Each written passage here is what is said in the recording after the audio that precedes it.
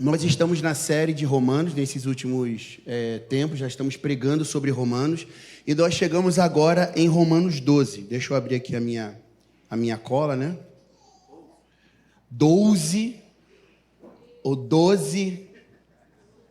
Para quem está nos visitando, a gente aqui é uma comunidade multifacetária, temos pessoas de várias culturas diferentes.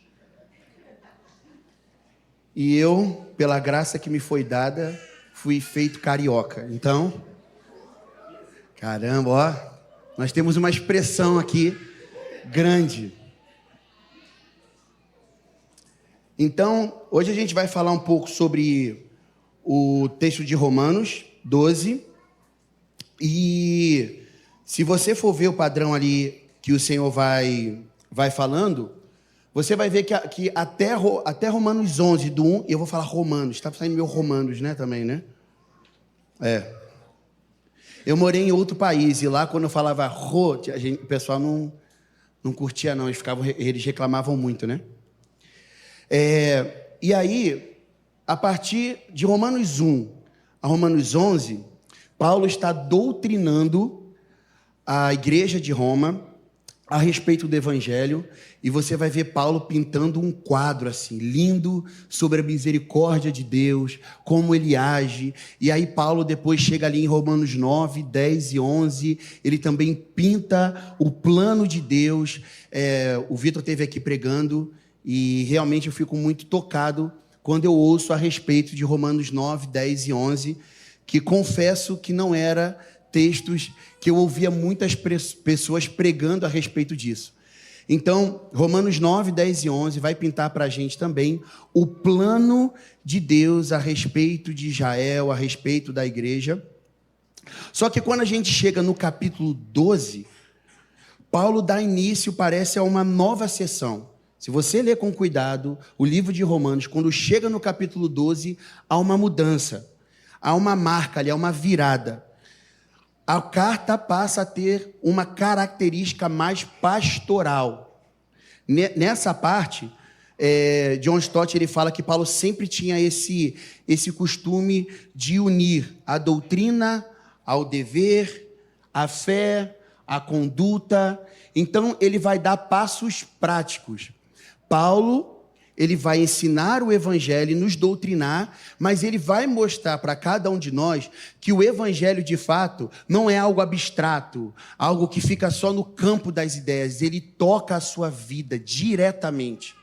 O evangelho transforma e ele vai tocar todas as áreas da sua vida. Até eu lembro que a gente estava conversando, às vezes você vai dar um aconselhamento pastoral, e quando você fala o evangelho, a pessoa não entende aquilo como algo prático. A pregação do evangelho é prático. Ele vai tocar você. Então aí, o ponto principal, a partir do capítulo 12, vai ser relacionamento. Eu vou ler agora com vocês, eu estou dando um rápido aqui, eu vou ler Romanos 12 todo com você, o capítulo 12 todo.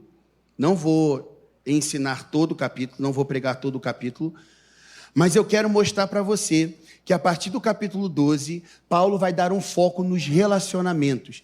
E por que Paulo vai dar um foco nos relacionamentos? Porque Deus está interessado em relacionamentos. Simples assim. Paulo vai focar naquilo que Deus está focando. Esse é um assunto que para o Senhor é inegociável. E aí, eu vou começar a ler, se você quiser abrir aí, Romanos 12, a partir do versículo 1. Portanto, irmãos, rogo-vos pelas misericórdias de Deus, que se ofereçam em sacrifício vivo, santo e agradável a Deus. Este é o culto racional de vocês. Não se amoldem ao padrão deste mundo, mas transformem-se pela renovação da vossa mente, para que sejam capazes de experimentar e comprovar a boa, agradável e perfeita vontade de Deus.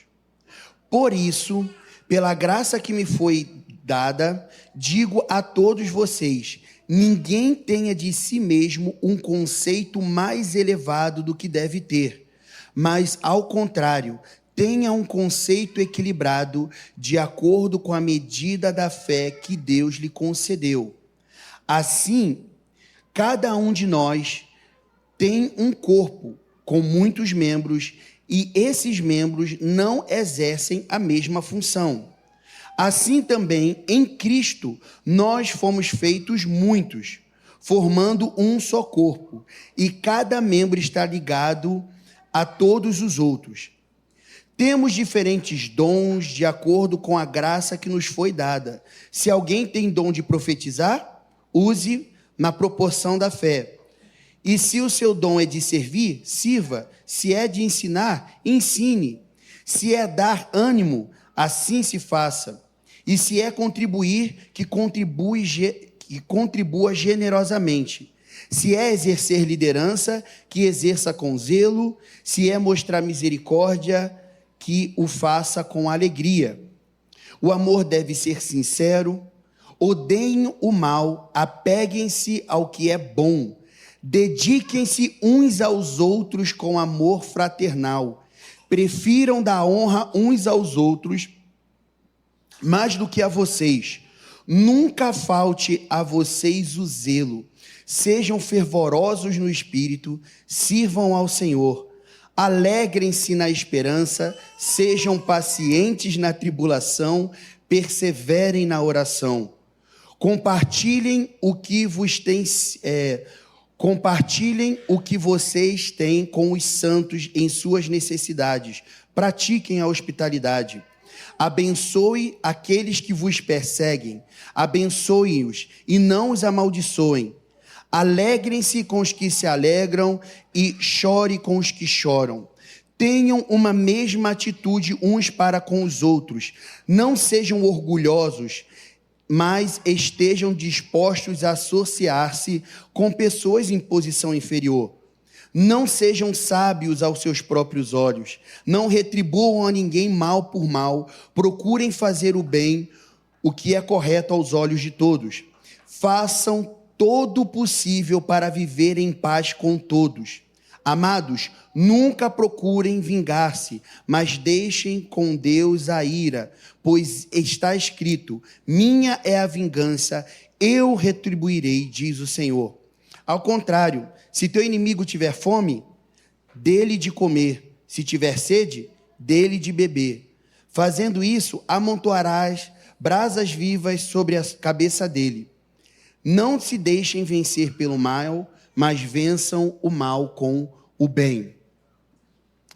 E eu queria compartilhar com vocês, começar falando de uma experiência que eu tive há pouco tempo atrás com o Senhor, que me marcou. Eu estava em casa, estudando as Escrituras com as minhas filhas, com a minha esposa, a gente estava lendo o Sermão do Monte. E num sábado, Dora teve que sair para fazer o discipulado, e eu fiquei com as minhas filhas sentadas à mesa. E a gente foi repassar o Sermão do Monte, e naquela hora, eu senti o Senhor me tocar de uma maneira muito diferente. Porque realmente meus olhos foram abertos para ver que Deus está completamente comprometido com os relacionamentos. E eu sou uma pessoa, embora extrovertida quando estou com pessoas, eu sou uma pessoa que gosta de passar muito tempo comigo mesmo. Algumas pessoas que são mais próximas a mim, da igreja, meus filhos, está ali o Luiz, as pessoas sabem que eu não tenho problema de ficar sozinho. Eu não tenho problema de ficar sem pessoas. E eu achava que isso era só uma característica minha. Mas quando eu me aproximei das Escrituras naquele dia, eu consegui enxergar, como já estava enxergando, que na verdade eu sou muito egoísta. E aí, o que eu estou falando isso é porque quando eu li naquela manhã, eu estava sentado, e de repente, minhas filhas, a gente olhando uns para os outros ali, nós juntos chegamos à revelação de que Deus se importava com os nossos relacionamentos. E eu comecei a receber um fogo no meu coração e, ao mesmo tempo, um download, assim, de olhar nas Escrituras e ver, através dela, o quanto Deus olha para isso. E eu queria passar com vocês rapidamente sobre esses lugares. Foram muitos versículos e eu comecei a anotar e meu coração começou a queimar. E eu comecei a falar, tá bom, Jesus, eu estou pronto. Eu preciso disso, porque você ama isso e eu quero amar isso. Eu quero amar os relacionamentos. Eu quero olhar da maneira que você olha para os relacionamentos. E a primeira coisa que me chamou a atenção na hora, e tudo isso que eu vou falar agora, foi ali naquela hora, sentado naquela mesa, com 3 crianças pequenas. E elas me olhavam e falavam, papai, Deus ama os relacionamentos. E eu começava a escrever e elas iam falando e eu ia escrevendo. E a primeira coisa que me chama a atenção, desculpa, fiquei um pouco... é que o maior mandamento, em Lucas e Mateus, perguntam para o Senhor, qual é o maior dos mandamentos? E ele responde, ame ao Senhor teu Deus de todo o seu coração, de todo o seu entendimento, com todas as suas forças, e ele vai dizer, e ame ao seu próximo como a si mesmo. Amor, aqui nesse texto está falando de relacionamento, sim, comunhão. O que interessa para Deus é que nós tenhamos um relacionamento com Ele e relacionamento uns com os outros. Esses 2 pontos são muito importantes para Deus. Ele não negocia isso. E Ele vai dizer que toda a lei e todos os profetas dependem disso, do amor que nós temos para com Ele, do relacionamento que nós temos para com Ele e do relacionamento que nós temos uns para com os outros. Se você for ver os 10 mandamentos, por exemplo, ele vai começar falando os primeiros mandamentos, ele vai falar sobre o nosso relacionamento com Deus. Ele vai falar contra a idolatria, ele vai mostrar que esse não é o caminho, que nós não devemos ter outros deuses além dele. Ele deve ser o nosso ponto de relacionamento. E depois ele vai pegar todo o restante dos mandamentos para falar sobre como nós nos relacionamos uns com os outros. Ele vai falar sobre honrar pai e mãe, ele vai falar sobre homicídio, ele vai falar sobre adultério, sobre roubo, sobre mentira, sobre cobiça. O coração de Deus está voltado para os relacionamentos. Porque Ele é uma comunidade de amor em si. Ele é um Deus que se relaciona. Ele é um Deus de uma trindade. Ele é uma comunhão em si mesmo. Ele está se relacionando. E quando Ele fez você e eu, Ele nos fez a imagem e semelhança dEle para que nós pudéssemos nos aproximar e se relacionar com Ele. Nós somos os únicos seres criados à imagem e semelhança do Senhor, porque Ele quer relacionamento profundo conosco. E Ele, além de querer relacionamento profundo conosco, Ele deseja que nós desenvolvamos relacionamentos profundos uns com os outros. Desculpa, irmão. Você não desenvolve relacionamento profundo com cachorro. Desculpa aí se ofendi alguém, mas não retiro o que eu falo. Um cachorro ou um gato que for, não foi feito à sua imagem e semelhança. Só outra pessoa. Relacionamento profundo é criado em primeiro lugar com o Senhor e uns com os outros. Uma das consequências diretas da queda foi a nossa quebra de relacionamento com o Senhor. E aí é onde entra a beleza do Evangelho. É que Deus não desistiu de nós. Deus, Ele quer se relacionar conosco. E aí, se você abrir aí em 2 Coríntios 5, embora o pecado tenha causado essa quebra de relacionamento, Deus não desistiu. E Cristo veio para trazer reconciliação. Então, em 2 Coríntios 5, do versículo 18 ao versículo 21, diz assim: tudo isso provém de Deus, que nos reconciliou consigo mesmo por Jesus Cristo, e nos deu o ministério da reconciliação. Isto é, Deus estava em Cristo reconciliando consigo o mundo, não lhes imputando os seus pecados, e pôs em nós a palavra da reconciliação. De sorte que somos embaixadores da parte de Cristo, como se Deus por nós rogasse. Rogamo-vos, pois, da parte de Cristo, que vos reconcilieis com Deus. Aquele que não conheceu o pecado, se fez pecado por nós, para que nele fôssemos feitos justiça de Deus. Deus, em Cristo Jesus, nos reconciliou com Ele e nos chamou para perto novamente. E aí, se você for... assim, irmãos, eu posso passar aqui nas Escrituras, e você talvez está sentado aí, você começa a lembrar de quantas vezes e quantos momentos a palavra está falando sobre relacionamento. Para mim, uma das falas mais densas, tem duas falas de Jesus que para mim são muito difíceis de descer, geralmente me causa muito temor quando eu leio. Uma delas é aquela quando ele fala, nem todo aquele que me diz Senhor, Senhor, entrará no reino dos céus. Essa é uma fala muito forte de Jesus. Mas tem uma outra fala que para mim é muito forte. É quando o Senhor, no Sermão do Monte, ele vai ensinar a oração dominical, o Pai Nosso. E aí ele vai decorrer toda a oração. Em algum momento da oração ele fala assim: perdoa as nossas ofensas, assim como nós perdoamos aqueles que nos têm ofendido. E aí depois ele fala, né? Pois teu é o reino, o poder, a glória para sempre, amém. E ele volta, parece que ele depois de orar, ele falou, eu não sei se eles prestaram atenção no que eu acabei de falar. E ele vai falar exatamente isso, porque se você não perdoa, nem tampouco o Pai te perdoará. Ele vai contar aquela parábola do credor...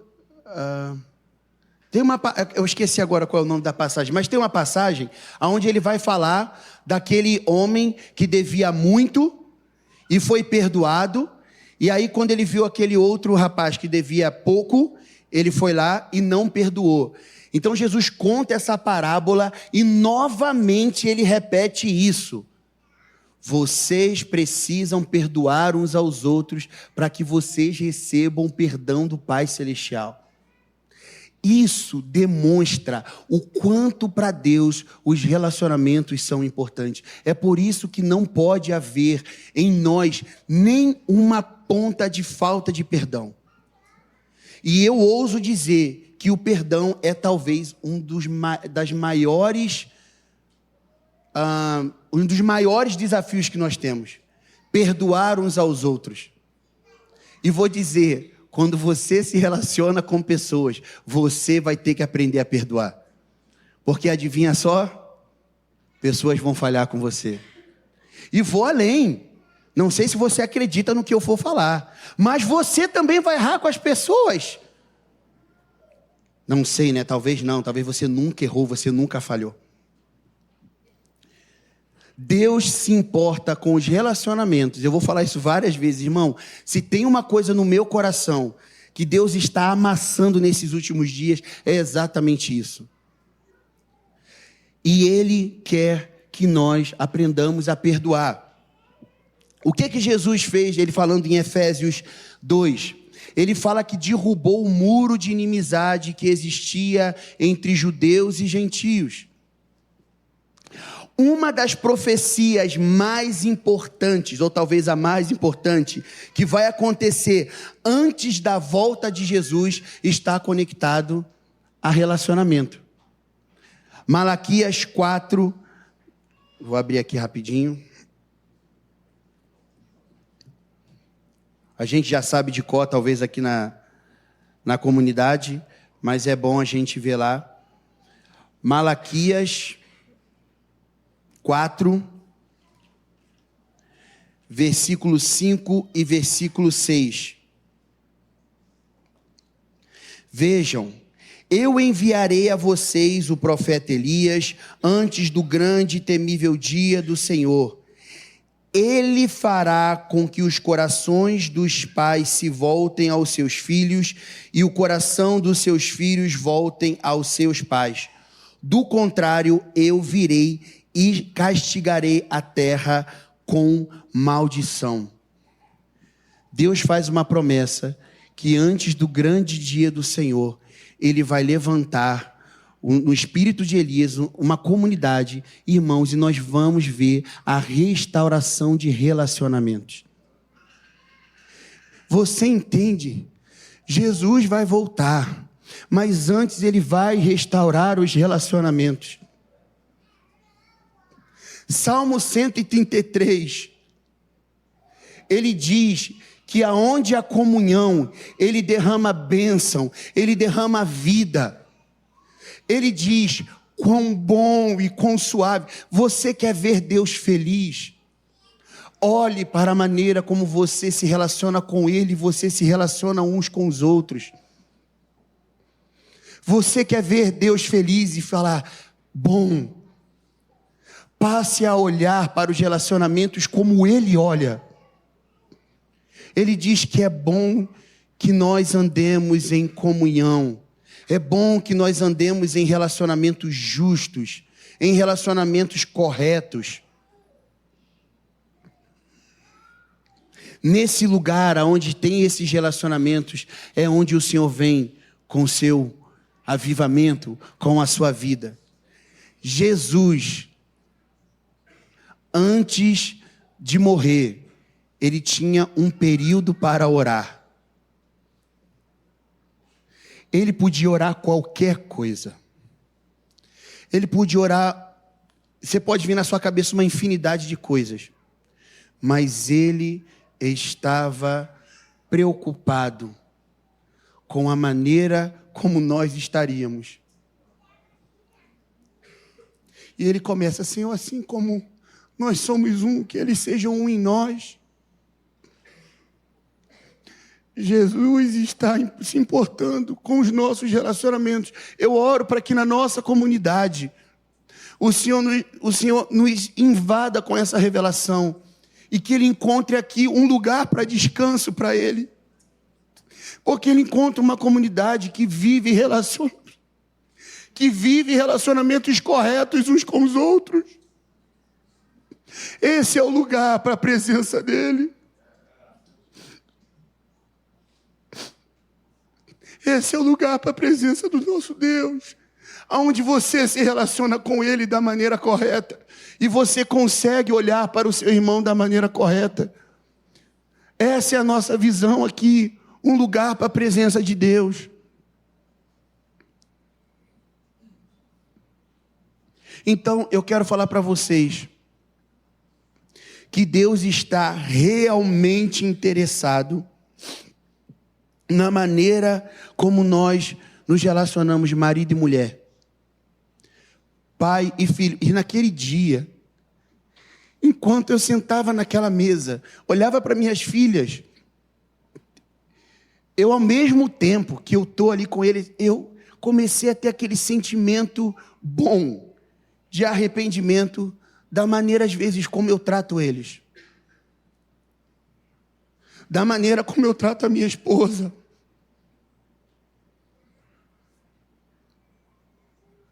Amigos, eu não quero chocar, eu tenho que falar de maneira cuidadosa, porque nós temos crianças aqui. Mas quando a gente vai, por exemplo, para olhar um site adulto, se é que você me entende, essa relação que você está tendo ali não é uma relação que agrada a Deus. Deus deseja que os nossos relacionamentos sejam puros. A maneira como eu olho para uma irmã solteira, a maneira como eu olho para uma irmã casada, a maneira como um solteiro olha para outro solteiro. Eu não quero aqui jogar regras, mas eu estava falando com os precursores há dias atrás. No meu entendimento, quando eu vejo a maneira como Deus olha para os relacionamentos, Não tem como você, solteiro, tocar uma outra irmã que não é sua esposa de qualquer maneira e usar ela. Isso não agrada a Deus.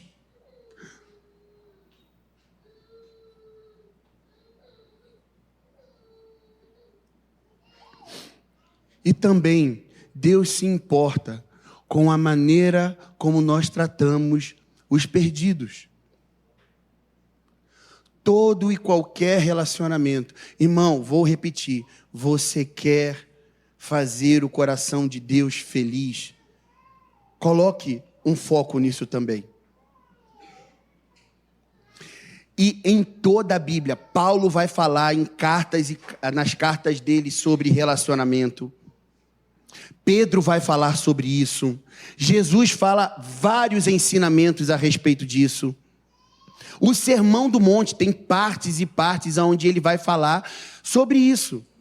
Inclusive, Paulo, se você for prestar atenção, se você ler com cuidado ali, a partir do capítulo 12, você vai ver infinidade de vezes que Paulo vai repetir os ensinos de Jesus.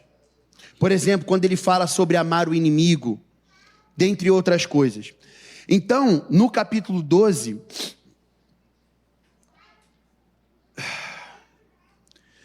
dá para dividir em 4 partes quando o Senhor está falando de relacionamento. Primeiro, Paulo vai falar do relacionamento com Deus. Depois, Paulo vai falar do relacionamento que você tem com você mesmo. Como você se relaciona com você. Se é que essa palavra faz sentido. Mas eu acho que dá para entender o que eu quero dizer, né?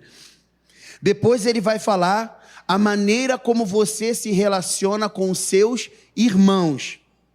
E por último, no capítulo, ele vai falar da maneira como você se relaciona com os seus inimigos. Então está tudo ali. E aí ele vai continuar a carta, ele vai continuar no capítulo 13 falando da sua relação com as autoridades. No outro capítulo ele vai falar sobre o relacionamento com os fracos na fé. Até o capítulo 16, onde ele vai mostrar aquele coração dele de lembrar das pessoas, falar nomes.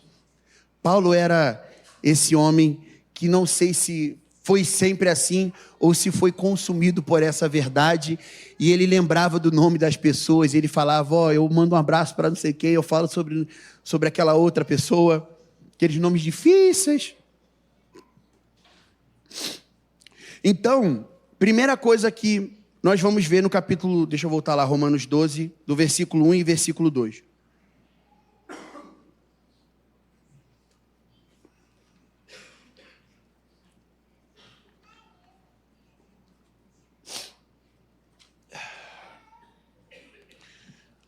Paulo vai pegar o primeiro versículo, o versículo 1 e o versículo 2, e ele vai falar conosco a respeito do nosso relacionamento com ele. Então entenda uma coisa, se nós queremos ter relacionamentos corretos entre nós precisamos primeiramente de um relacionamento correto com o Senhor. Se você vê em Gênesis, o momento em que houve a quebra de relacionamento correto com o Senhor, mais à frente você vai ouvir do primeiro homicídio. E daquele momento para frente, irmão, é como tem aquela figurinha, né? Daí para frente é só para trás. Foi tudo dando errado, a gente chegou aqui onde a gente está agora, a gente vê como o mundo está guiando. Você sabe como é você em casa. Minha esposa sabe, coitada. Eu tô buscando melhorar, irmãos. Eu acho que eu melhorei um pouco. Um pouquinho eu já consegui. Gente, eu não vou ficar falando de mim não, mas, cara, eu realmente era muito egoísta. É porque quando você me vê aqui, às vezes, conversando com todo mundo, rindo, tá bom, mas, cara, eu não gostava de estar com pessoas. Quando eu estava na minha casa ou alguma coisa... Tem pessoas aqui que já estiveram aqui. Eu posso falar porque não é nada demais, mas eu lembro, é só para eu poder... Eu lembro que quando a gente morava em Moçambique, o Vitor Porto, né? Ele morou lá também, então ele era extremamente relacional. Então ele ia lá para minha casa praticamente todo dia. Até porque a gente só tinha uns aos outros lá, né? E aí ele chegava lá em casa todo empolgado, aí sentava, eu estava, sei lá, fazendo um relatório, aí ele sentava do meu lado. Aí, hoje, eu estava lá, aprendi uma palavra nova de dialeto. Mano, do jeito que eu estava, eu ficava. Legal. E às vezes ele falava, não venho mais na tua casa, porque você não me dá atenção. E assim. Aí minha esposa ia lá, chamava, vem cá, Vitor, vem tomar um café. Aí sentava com ele, aí dava atenção. E eu vou dizer uma coisa, por um tempo, eu me orgulhava de ser assim. Inclusive quando eu cheguei aqui, eu falava com orgulho, eu gosto de ficar sozinho, não tenho problema nenhum. Irmão, tudo bem, até uma certa parte, também se você não consegue ficar sozinho, é um problema, né, irmão? Mas eu notei que a raiz disso era simplesmente egoísmo, porque eu queria passar tempo fazendo o que eu quero. E vamos ser sinceros, irmão, relacionamento dá trabalho, não dá não? Eu ouvi um dá mais forte dos casados.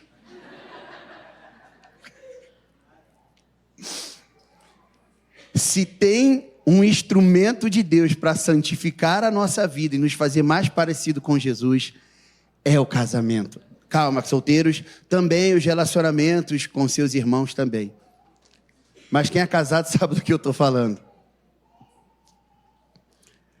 Graças a Deus que Ele não vai te abandonar lá dentro do seu casamento, Ele vai te dar graça para passar por cada prova que você tem. Aleluia. E eu não estou falando isso porque o pessoal pode pensar, a esposa do cara é muito ruim. Não, ela é tranquila, eu que sou ruim mesmo, gente. Então, a primeira coisa que a gente vai aprender é que para que nós tenhamos relacionamentos saudáveis uns com os outros, primeiramente nós devemos desenvolver um relacionamento saudável e correto com Deus.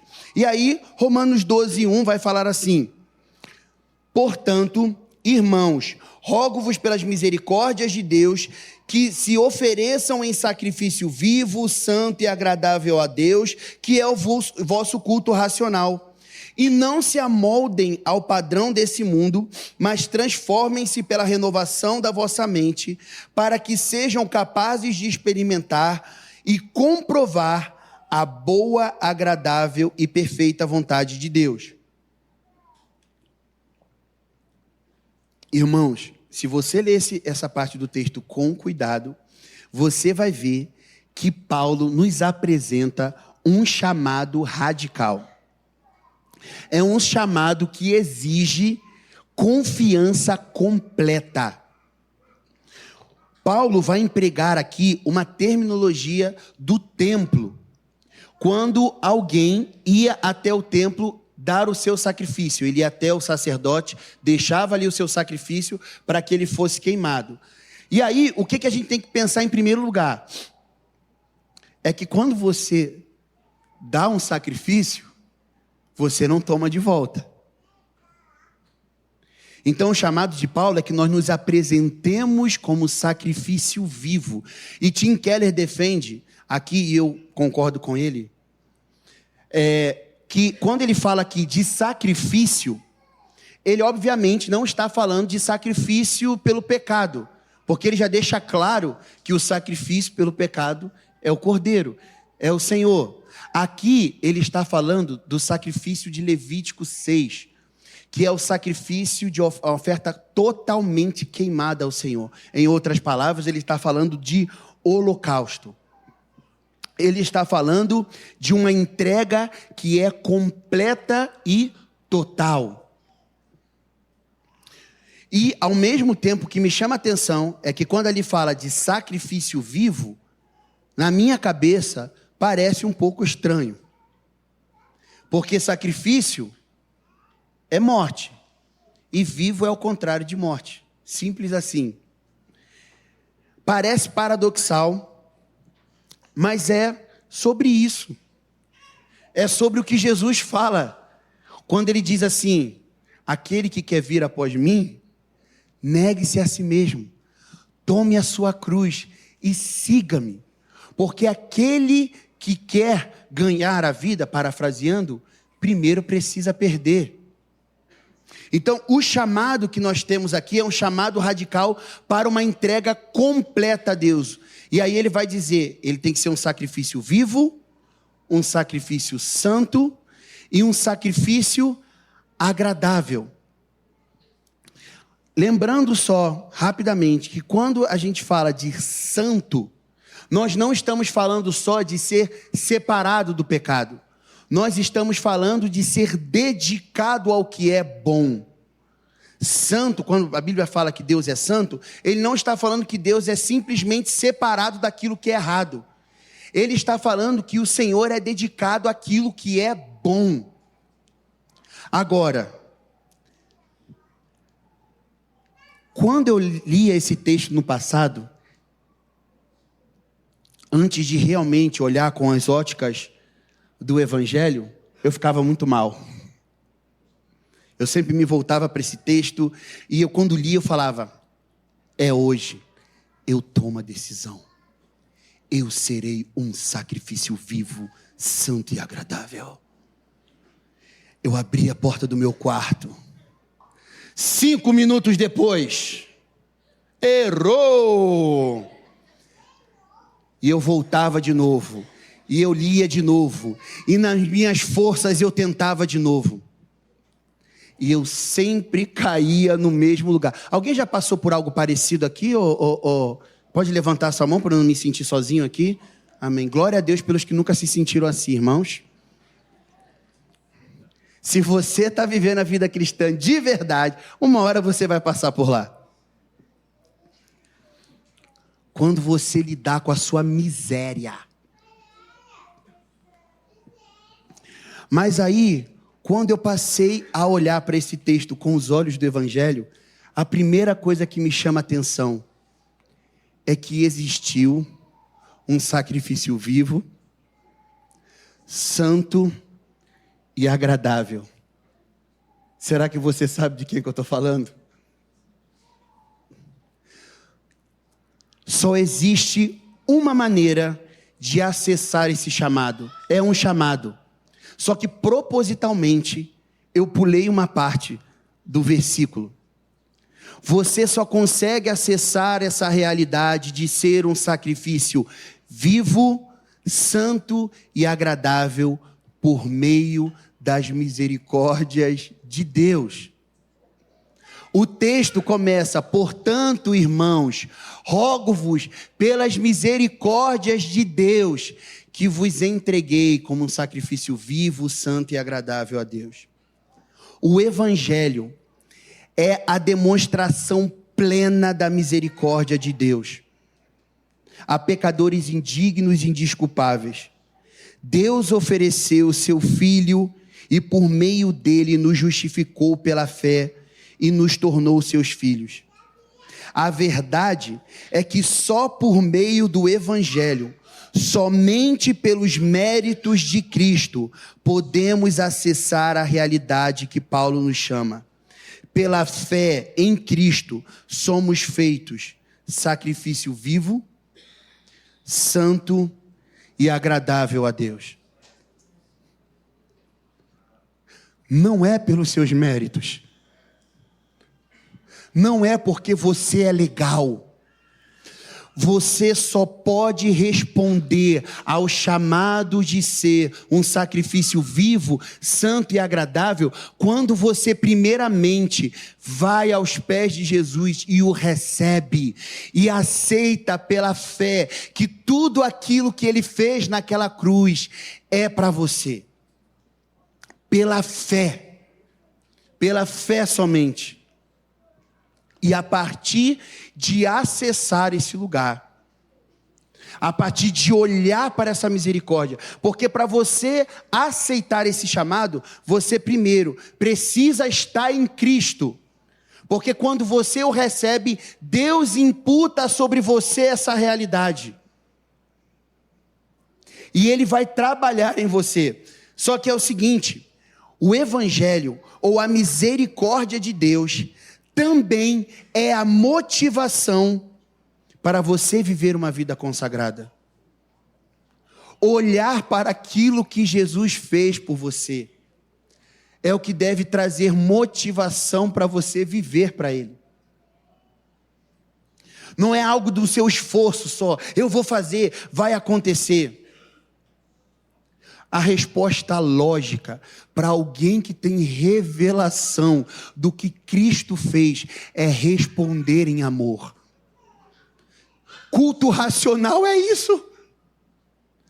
Não é, ele não está lutando contra quem tem emoções. Ele não está falando que o culto racional não é isso. Só falando. Ele está dizendo que a única lógica possível, quando você se encontra verdadeiramente com a graça e o amor de Deus, é responder a esse amor. Se realmente você consegue, se Deus abre os seus olhos, porque nem é você que abre os seus olhos, de tão ruim que você é. Mas aqueles que recebem a misericórdia de Deus, porque ele vai dizer em Romanos, inclusive, ele vai dizer, não é de quem quer, não é de quem corre, mas é de Deus usar a misericórdia. Mas no momento em que ele abre os nossos olhos, a nossa resposta lógica é, eu te amo, Jesus. Você me deu tudo, o que eu vou segurar? O que eu vou conter dentro de mim, se você já me deu tudo? Eu só posso me entregar. Irmãos, nós amamos a Deus, porque Ele nos amou primeiro. Não é ao contrário. Você só é capaz de amar a Ele, porque Ele revelou amor para você.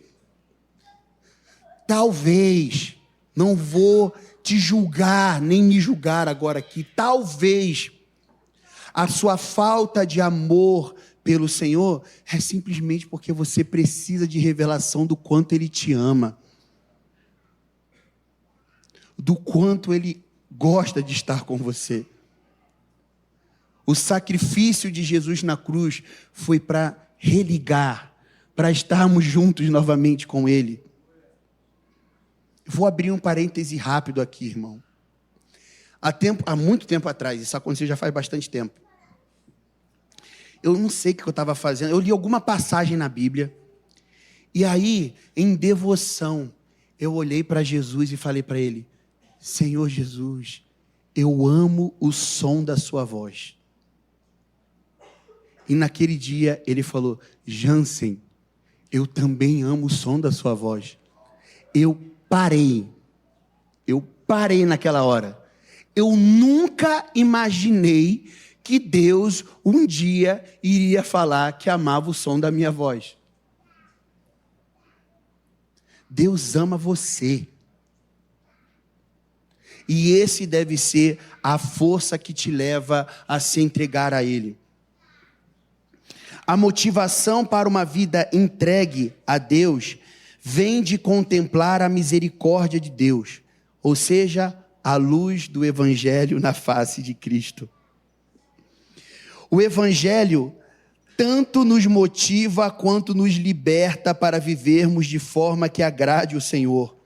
No Evangelho descobrimos que confiar em Cristo traz o favor e a aprovação de Deus, plenos e completos.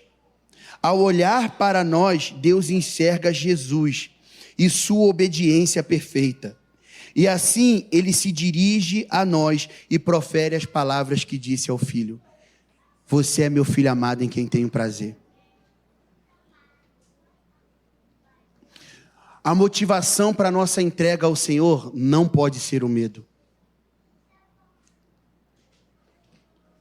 Tim Keller diz que a única motivação suficiente para viver a vida cristã é a gratidão pela graça.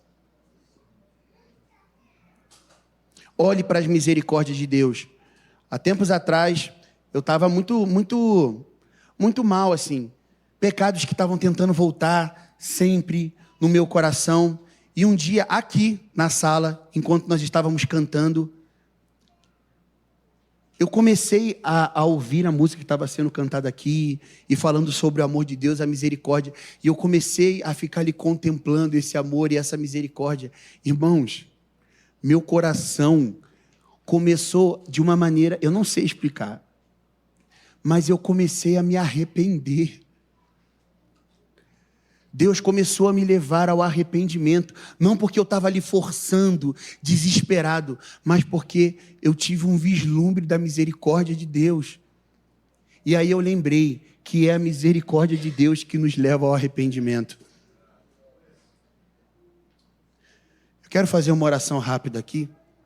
Eu quero orar para que o Senhor derrame sobre nós nesses dias revelação do amor dEle. Senhor, eu oro para que o Senhor derrame sobre cada um de nós que está sentado aqui e sobre a sua igreja, Senhor, no Brasil, uma revelação correta e plena da sua misericórdia e do seu amor, Senhor. Que isso seja motivação para nos entregarmos cabalmente para você, Senhor. Que essa seja a motivação para nos relacionar com o Senhor, para que nós vivamos uma vida de santidade, para que nós aceitemos aquilo que o Senhor tem nos chamado para fazer, Senhor. Leva-nos ao arrependimento ao contemplar a sua misericórdia, Senhor. Em nome de Jesus. Paulo vai continuar no versículo 2, dizendo que nós não devemos nos acomodar a este século, ao padrão desse século, mas sermos transformados pela renovação da nossa mente, para que a gente possa experimentar, eu estou parafraseando, tá, irmãos? Não estou lendo como está escrito ali. Para que nós possamos experimentar qual seja a boa, agradável e perfeita vontade de Deus. Então, nesse versículo, nós vemos duas realidades que não andam juntas. A primeira é que você não deve se amoldar a maneira desse mundo.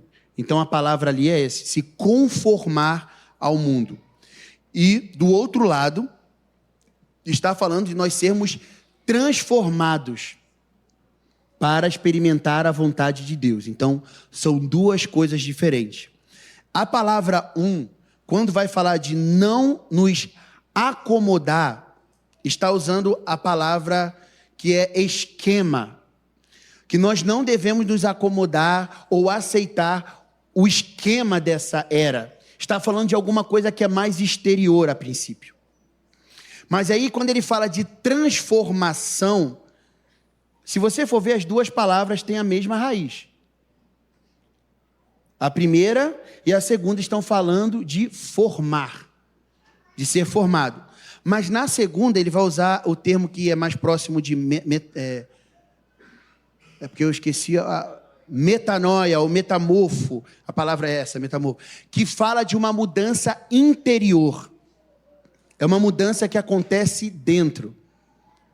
O Senhor está desejando nos tocar no nosso interior para nos transformar. Tem um escritor chamado, aqui no inglês é G.B. Phillips. Falei o inglês agora aqui para vocês. Que ele vai parafrasear da seguinte forma: não permitam que o mundo esprema vocês para dentro do seu próprio molde, mas deixem que Deus remolde as vossas mentes a partir de dentro. Vou repetir essa frase.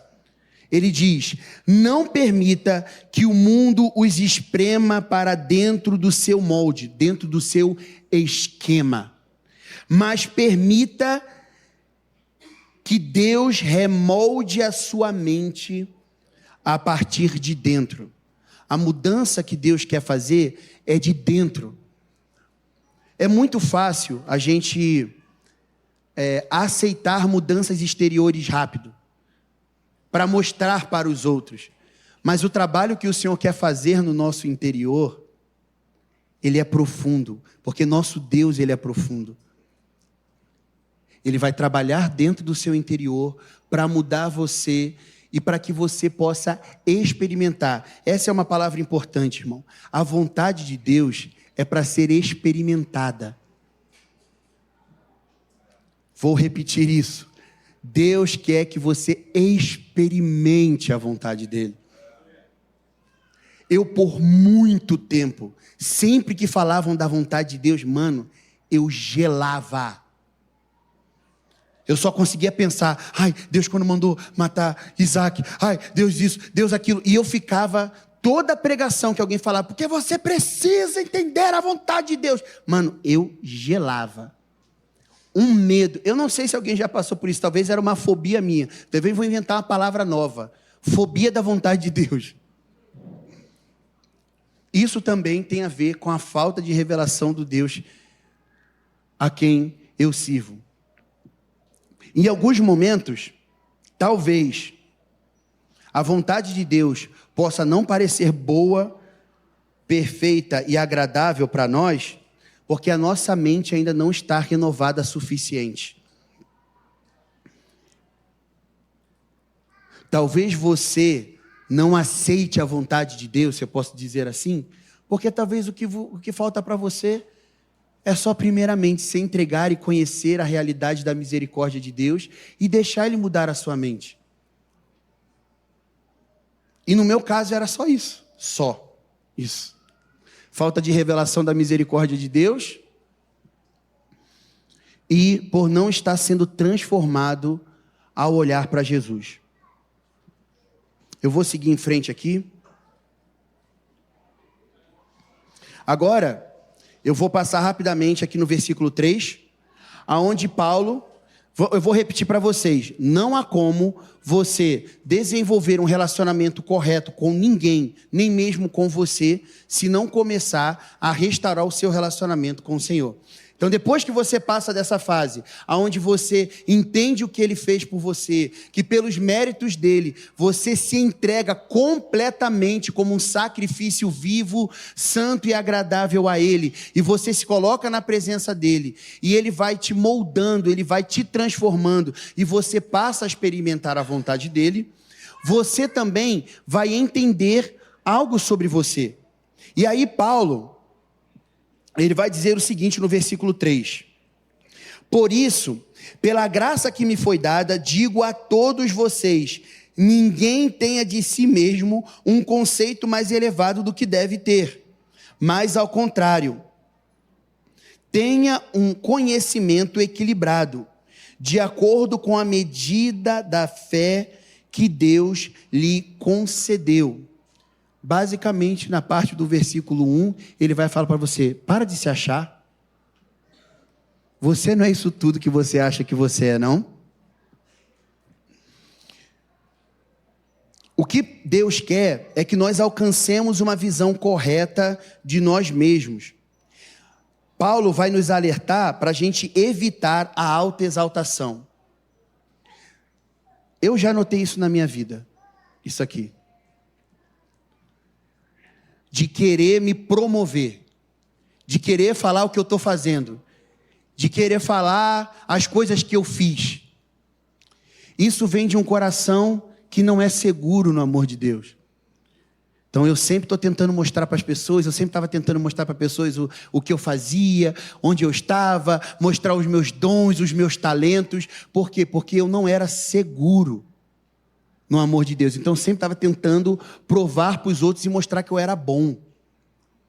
Embora hoje na nossa sociedade a gente fala muito sobre a baixa estima, existe muito orgulho e estima demais sobre quem você é. Então a primeira coisa, o que Paulo está falando é que você não deve pensar de si mesmo demais. E meu irmão, vou repetir uma coisa, relacionamento ajuda nisso. Que na hora que você se acha ao máximo, você vai ali e falha com alguém. E aí você vai lá, normalmente, né, o certo é se arrepender, pedir perdão. A verdade é que quando você carrega esse sentimento de se achar, é só você mesmo. Vou te contar uma notícia. Quando você se acha demais, é só você que se acha demais. Porque as pessoas à sua volta conhecem quem você é. Aí você está lá, não, porque ela está ali. Essa é uma doença que só afeta diretamente, incomoda os outros. Mas afeta você. Você está se achando. Mas acredite no que eu vou te falar. As pessoas que estão à sua volta não acham a mesma coisa que você. Mas aí você pode partir para um outro ponto, que é a falsa humildade. Oh, que coisa terrível também, gente. Vou contar uma história rápida aqui, desculpa. Uma vez, quando eu morava no Rio ainda, eu estava no louvor tocando, né, violão, e aí chegou um irmão que eu gosto muito dele, e ele chegou naquele dia, mano, com uma roupa bonita, velho. Não que me chamava atenção, mas eu vi que ele, naquele dia, se arrumou, mano. E aí, no louvor, ele ficava assim, ó. Toda hora ele olhava para a roupa dele. E ele olhava, aí ele arrumava a calça. Você via que ele estava feliz com a roupa nova dele. E eu fiquei feliz em ver ele daquele jeito, sabe? Você via que ele estava radiante. Acertei. Hoje eu não estou para brincadeira. Aí, tipo assim, acabou o louvor. Algum momento no final do culto, eu fui me aproximar dele. E falei, mas também posso falar o nome, que é só o primeiro nome, ninguém vai saber. Fala aí, Raimundo. Cara, hoje você tá bonito, hein? Aí ele, não. Toda honra e toda glória seja dada ao nosso Senhor Jesus Cristo. Ele é o belo e o maravilhoso. Mano, eu fiquei na frente dele sem saber o que dizer. Mano, era só um elogio, cara. Eu só disse que ele estava bonito. E o cara veio com uma teologia toda. Não, porque toda honra só pode ser dada ao nosso Senhor Jesus Cristo. E eu só falei, tá bom. Mano, saí mal, velho. Virei, sabe quando você vira assim, poxa. Sabe aquele dia que você fala assim, eu podia ter ficado calado. É essa falta de entender que você não é malzinho, que você não é ruinzinho. Primeiro, Jesus morreu na cruz por você. Ele pagou um alto preço pela sua vida. Então você não deve pensar muito de si, mas também não deve pensar nada de si. Aqui nesse texto, ele vai dizer o seguinte. Eu li uma parte aqui que Tim Keller ele diz assim. Que nós devemos pensar, Paulo vai dizer que nós devemos pensar de nós com sobriedade, com moderação. E sobriedade, aqui, é exatamente o contrário de embriaguez. Contato absoluto com a realidade. Paulo não diz que aqui, ele não está dizendo para ser humilde ou para ver as pessoas como melhores do que nós. Ele não está falando sobre isso nesse momento. Mais à frente ele vai falar. Aqui não é isso. Aqui ele não está mandando você se diminuir. Ele está te falando para você, pela graça de Deus, entender qual é o seu dom. E por que isso é importante? Porque através do dom que Deus te deu, você serve o seu irmão. Então, nesse versículo, simplesmente o que Paulo pede de você é, seja moderado. Não pense demais sobre você, mas também não seja o tadinho que fica o tempo todo, toda a honra e toda a glória seja dada ao Senhor. Que não sabe reconhecer o seu dom. Não tem problema, irmão, isso não é falta de humildade. Você é bom em alguma coisa, e se você não sabe o que você é bom, tá aí mais uma coisa que os relacionamentos te ajudam. Pessoas podem te encorajar, cara, você é feio, mas é legal. Olha aí. Você é feio, mas sabe dançar. Você é feio, mas é inteligente. Deus liberou dons para você. E Ele quer que você use esses dons para servir os seus irmãos. Não há espaço no corpo de Cristo para você só sentar e relaxar. Vou aproveitar para puxar isso para nós. Deus liberou sobre você algo. E isso não é para você guardar para você.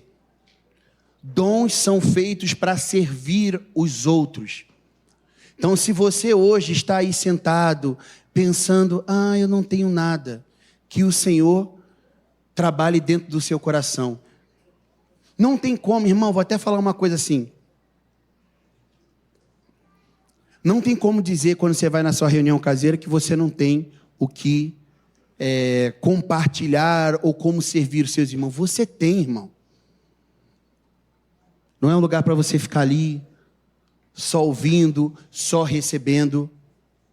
Deus te deu dons e Ele quer que você desenvolva esses dons. Então, eu vou ler rapidamente aqui os 2 últimos versículos. O versículo 4 e o versículo 5, e eu encerro por aqui. Assim como cada um de nós tem um corpo com muitos membros, e esses membros não exercem a mesma função, assim também em Cristo nós somos muitos, formando um só corpo, e cada membro está ligado uns aos outros. O que eu noto que Paulo está trabalhando aqui no texto, nessa parte do texto, a partir do 3 até o 5, ele está combatendo um pensamento de competição. Eu não sei se todos aqui, alguém tem esse tipo de situação. Você sempre está querendo competir com os outros. Você sempre está querendo ser melhor do que os outros. Você sempre está olhando para o dom do outro. Você sempre está invejando o que o outro tem e você não tem. Paulo ele está mostrando que o que ele quer, o que Deus quer nos nossos relacionamentos aqui é a shalom, relacionamentos restaurados, onde cada um reconhece o seu dom e consegue olhar para o dom do seu irmão e se alegrar.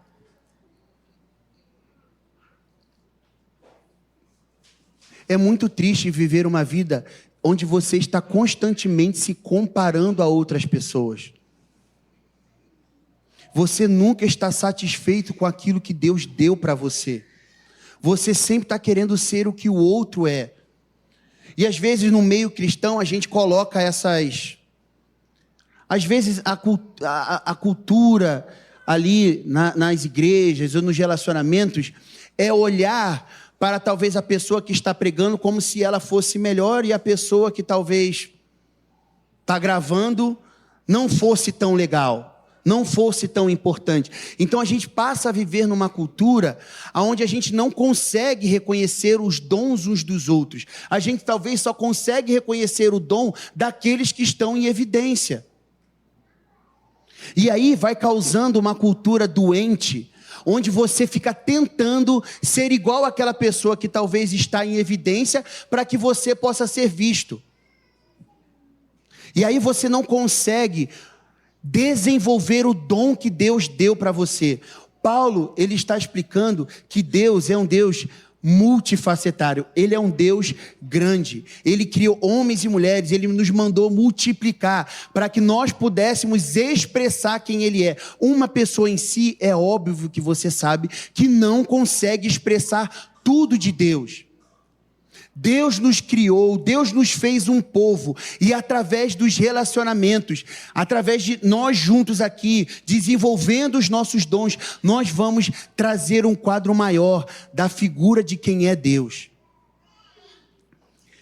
Que Deus nos liberte desse sentimento terrível de se comparar, de querer ser aquilo que Deus não nos chamou para ser. Você não deve correr. Se Deus, por exemplo, está te chamando para ser um pregador, você não deve fugir disso. Mas se Ele não te chamou, está tudo bem. Você não é pior do que o outro por causa disso. É importante que... Deixa eu ler aqui o final aqui. Desculpa, para eu não...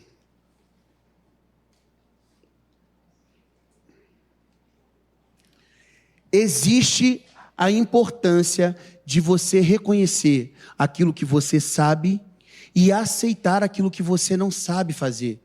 Porque assim você confia no corpo. Porque aquilo que você não consegue, outra pessoa vai fazer. Isso não é ser covarde, tá? Vocês estão entendendo isso, né? Não é você ficar aqui negando fazer as coisas. Eu não consigo, eu não sei. Não é isso. Mas existe uma necessidade clara de você fazer as pazes com você e com Deus.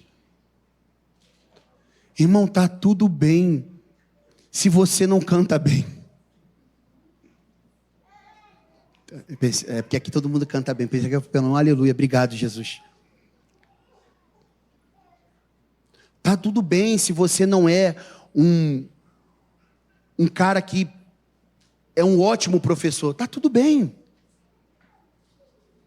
Mas sirva a igreja com o dom que Deus te deu. Isso que nós estamos falando aqui está falando sobre relacionamento. Esse ponto é um ponto que, como eu disse, é central na mensagem do Evangelho. E eu queria que nós orássemos por isso. Eu queria que durante essa semana o Senhor lembrasse você disso diariamente. A maneira como nós nos relacionamos aqui. Não deve haver falta de perdão. Não deve haver uma luta para mostrar alguma coisa um para o outro. Que esse aqui é melhor ou esse aqui é pior. Se você puder ficar de pé, vamos orar rapidamente.